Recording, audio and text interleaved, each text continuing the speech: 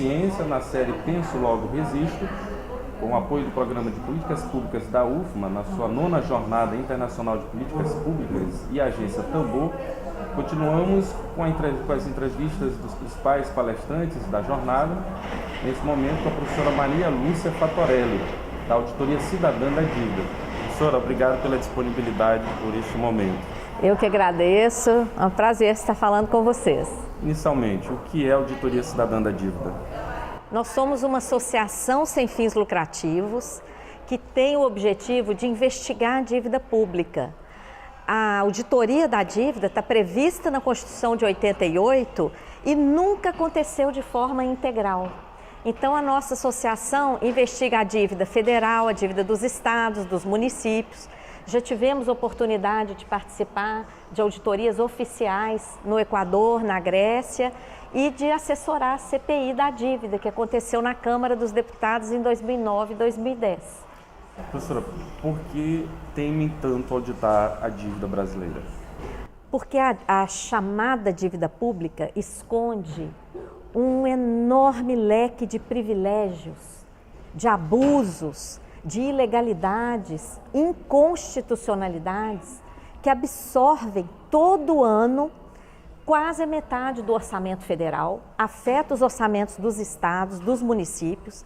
A dívida tem sido a justificativa para as privatizações de patrimônio público, desde Collor, passando por Fernando Henrique, Lula, Dilma, Temer e agora Bolsonaro, porque todos privatizaram. A justificativa para as privatizações, entrega de patrimônio público, tem sido pagar a dívida. A dívida tem sido também a justificativa para as contrarreformas. Então, a dívida, ela tem funcionado como um mecanismo de transferência de recurso público, principalmente para o setor financeiro, internacional e nacional, sem contrapartida alguma para a sociedade que paga essa conta. Que contribuições a auditar a dívida poderiam ser dadas pela Auditoria Cidadã?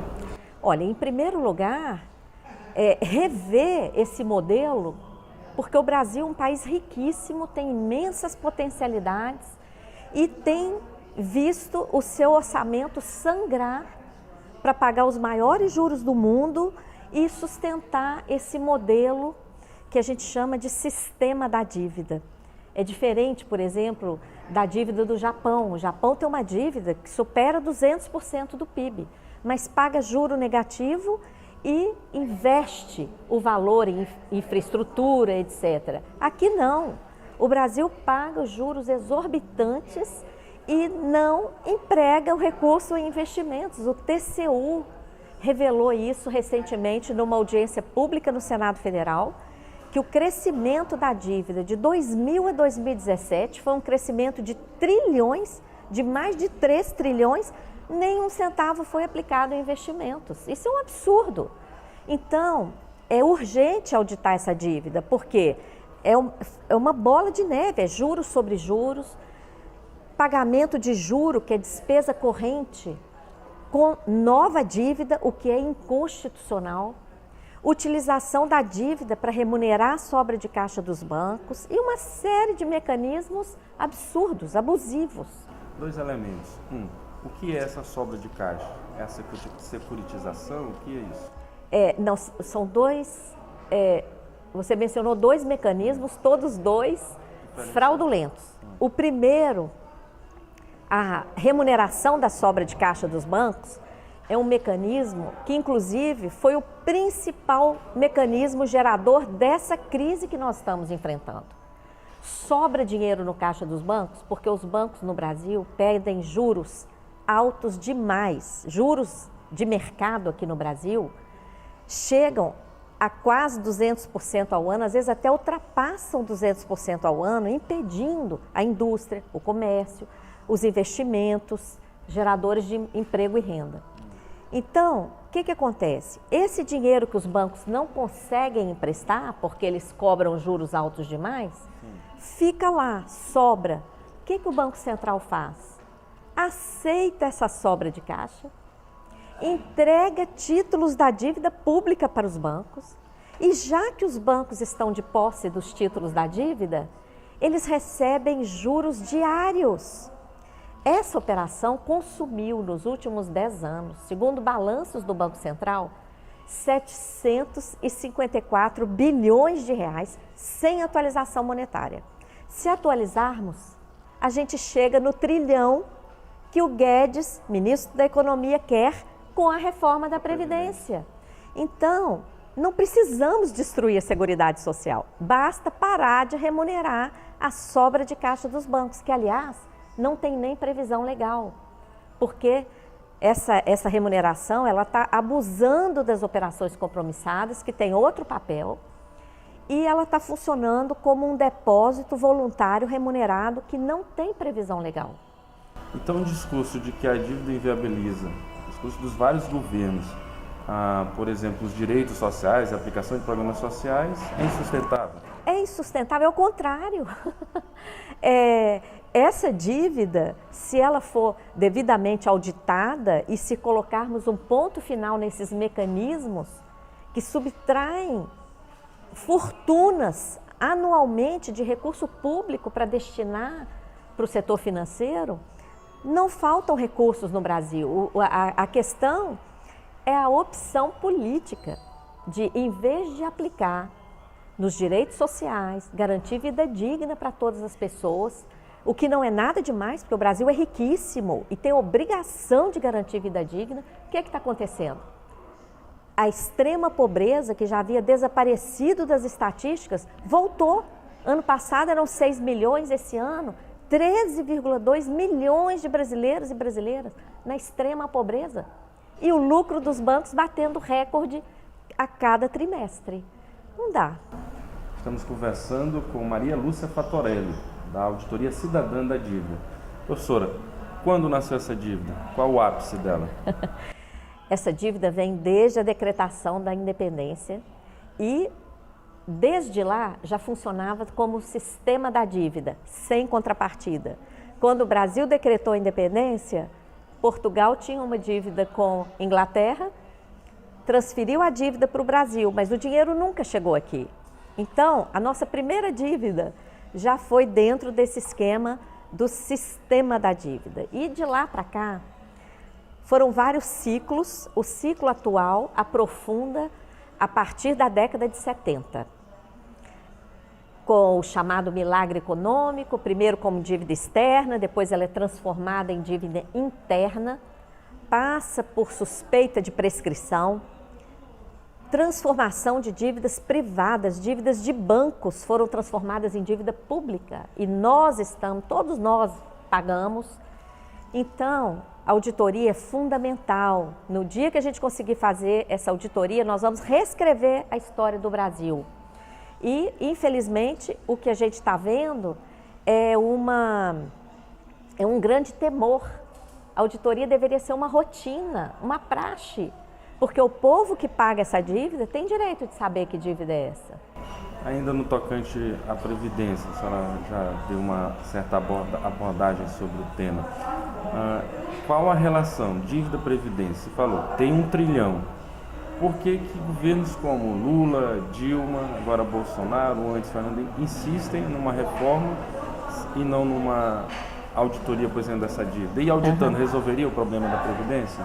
Sim, o problema é que os sucessivos governos se submetem, fazem essas reformas, que todas elas têm o mesmo cunho, o mesmo objetivo de privilegiar o mercado financeiro, privilegiar o modelo de previdência privada, que não dá garantia alguma para a classe trabalhadora, só favorece bancos. Por que isso acontece? Não só no Brasil, em vários países. Porque quem manda no mundo é o sistema financeiro.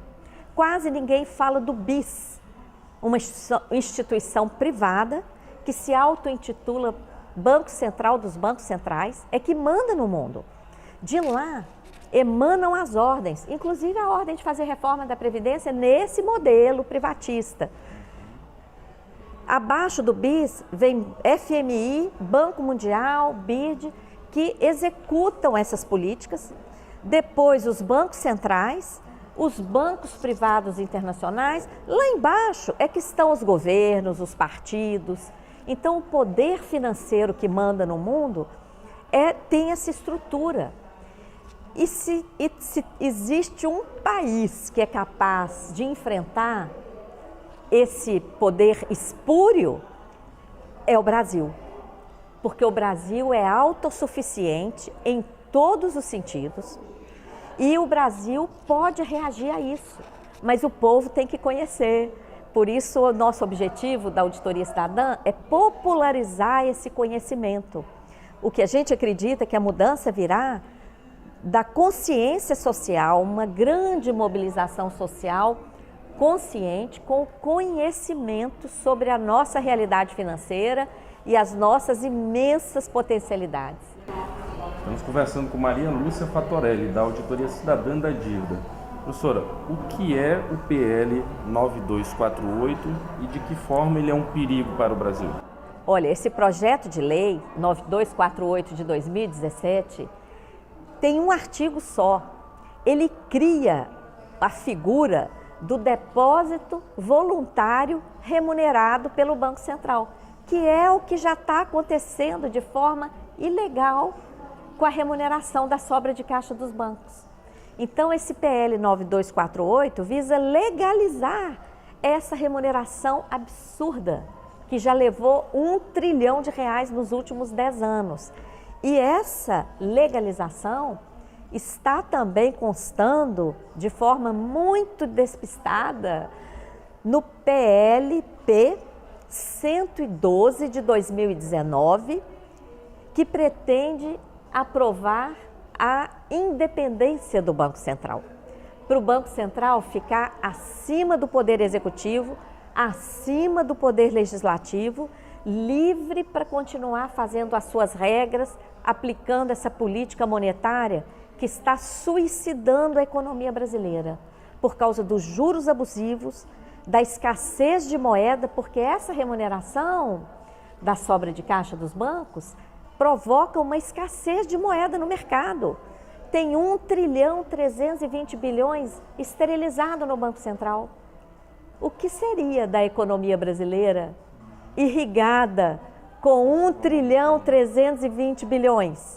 A juro baixo, porque se esse dinheiro tivesse no caixa dos bancos, os bancos iam querer baixar o juro para conseguir emprestar esse dinheiro. Eles não iam querer ficar com esse dinheiro parado.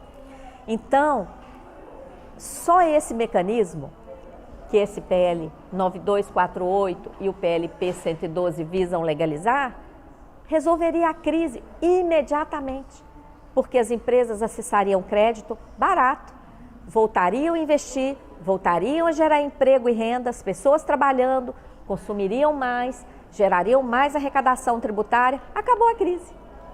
Professora, onde os que nos acompanham aqui nessa entrevista podem se informar sobre o comitê, Auditoria Cidadã, página, site, como fazer? Sim, nós temos uma página web, www.auditoriacidadã.org.br, uma página no Facebook, Auditoria Cidadã da Dívida, estamos também no YouTube, Instagram, temos núcleos em vários estados.